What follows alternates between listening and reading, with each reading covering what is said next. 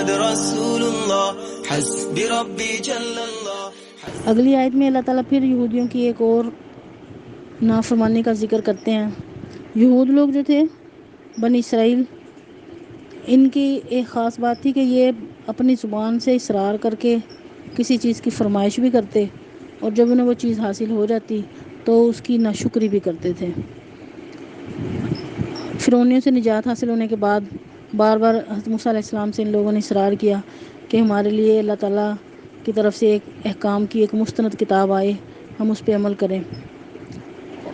اللہ تعالیٰ نے انہیں کتاب عطا کی، اور جب ان کے پاس کتاب آئی، اس کے احکامات کو دیکھا تو اپنی سرکش طبیعت کی وجہ سے پھر کہنے لگے یہ احکامات تو بہت مشکل ہیں، ہمارے سے ان پر عمل نہیں ہوگا۔ یاد رکھیے کہ جب کوئی چیز انسان اللہ تعالیٰ سے دعا کر کے لیتا ہے، مانگتا ہے، اور پھر اس کی ناشکری کرتا ہے تو اس کی سزا بھی زیادہ ہوتی ہے۔ کچھ نعمتیں تو اللہ تعالیٰ بغیر مانگے دیتے ہیں نا، ناشکری کی سزا تو اس کی بھی ہوتی ہے، لیکن ایک چیز مانگی جائے اور پھر اس کی ناشکری کی جائے۔ جیسے کہ عیسیٰ علیہ السلام کے زمانے میں انہوں نے خوان مانگا تھا، مائدے کی فرمائش کی تھی، تو اس کی ناشکری پہ پھر انہیں سزا ملی تھی۔ تو اسی طرح سے ان لوگوں نے کتاب کی فرمائش کی کہ ہمارے پاس اللہ تعالیٰ کے احکامات آ جائیں تو ہم ان کو دیکھیں اور اس کے مطابق زندگی گزاریں۔ تو یہاں پہ اسی واقعے کی طرف اشارہ ہے۔ اعوذ باللہ من الشیطان الرجیم، بسم اللہ الرحمن الرحیم۔ وَإِذْ أَخَذْنَا مِيثَاقَكُمْ، اور جب لیا ہم نے میثاقکم، تم سے عہد۔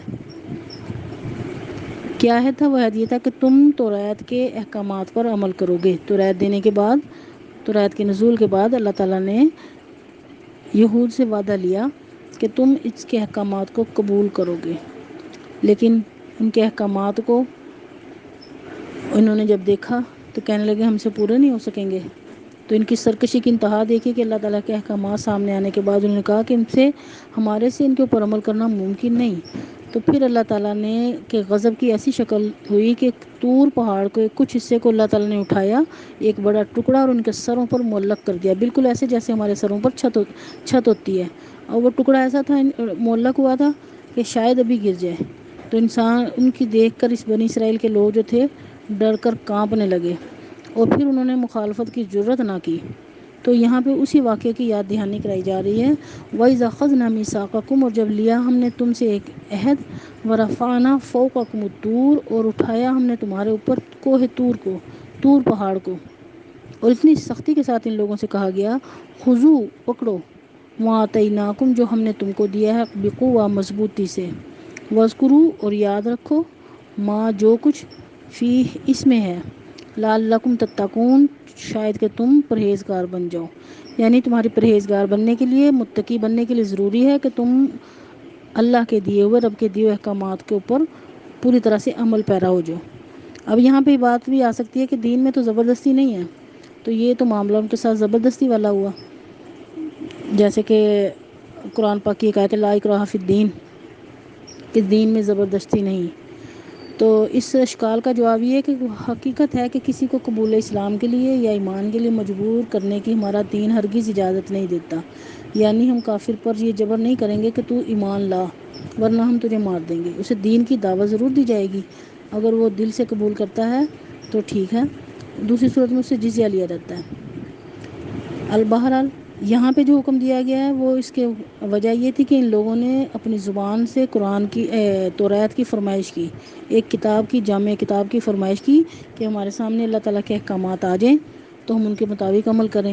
اب ان جب احکامات آ گئے تو اس کے بعد انہوں نے اس دستور کو قبول کرنے سے انکار کر دیا، یہ ان کی بغاوت تھی۔ تو اگر کوئی شخص دین میں بغاوت کرتا ہے تو اس بغاوت کو ہرگز قبول نہیں کیا جاتا۔ جیسے کوئی دین قبول کرنے کے بعد اگر مرتد ہو جاتا ہے تو اس دین میں اس کی سزا یہ ہے کہ اس شخص کو ختم کر دیا جائے، اس کو مار ڈالا جائے۔ تو بالکل اسی طریقے سے ان لوگوں نے بھی پہلے تو فرمائش کی کہ ہمارے پاس کوئی دستور آئے۔ جب اللہ تعالیٰ کی طرف سے کتاب نازل ہوئی، اس کے اندر احکامات آئے، تو ان لوگوں نے اپنی سرکش طبیعت کے آگے اس کے اللہ تعالیٰ کے احکامات کو قائم کو ماننے سے انکار کر دیا، جس کے اوپر ان سے سختی کی گئی۔ اور جب ان کی یہ کیفیت بنی کہ پہاڑ ان کے اوپر سروں پر معلق تھا، اور پہاڑ کو سر پہ معلق دیکھ کے ایسے خوفزدہ ہوئے کہ شاید اب گر جائے اور ہم اس کے نیچے گر کے مر جائیں، تو انہوں نے چاروں ناچار توریت کے حکم کو مانا۔ اس کے بعد اللہ تعالیٰ فرماتے ہیں ثم تولیتم من بعد ذلک، پھر اس کے بعد تم پھر گئے. فلولا فضل اللہ علیکم ورحمتہ، اور اگر نہ فضل ہوتا اللہ کا تم پر اور اس کی رحمت بھی، لکنتم من الخاسرین، تو تم ضرور تباہ ہو جاتے. یعنی کچھ عرصے تو توریت کے اوپر جمے رہے، اور اس کے بعد ان لوگوں نے پھر سے اللہ تعالیٰ کی نافرمانی شروع کر دی. تو اس پہ بھی اللہ تعالیٰ کہتے ہیں کہ تمہاری بدعہدی اور عہد شکنی کا تقاضا تو یہی تھا کہ تم کو عذاب دیا جاتا، لیکن پھر بھی اللہ تعالیٰ نے تم پر اپنی فضل و مہربانی کی، اور اپنی رحمت سے اللہ تعالیٰ نے دوسرے انبیاء اکرام کو بھیجا. حضرت شموئیل علیہ السلام، حضرت داؤد علیہ السلام، حضرت سلیمان علیہ السلام اور دوسرے نبیوں کو بھیج کر ان کو راہ راست پر لانے کا سامان جاری کیا. یہ اللہ کا فضل تھا، ورنہ یہود جو تھے دنیا میں اپنی تباہی اور عذاب آخرت کا سامان کر ہی چکے تھے. تو یہاں پہ اسی واقعے کی یاد دہانی کی گئی ہے کہ اگر اللہ کا فضل تم پر نہ ہوتا تو تم ضرور گھاٹا پانے والوں میں سے ہوتے ہیں.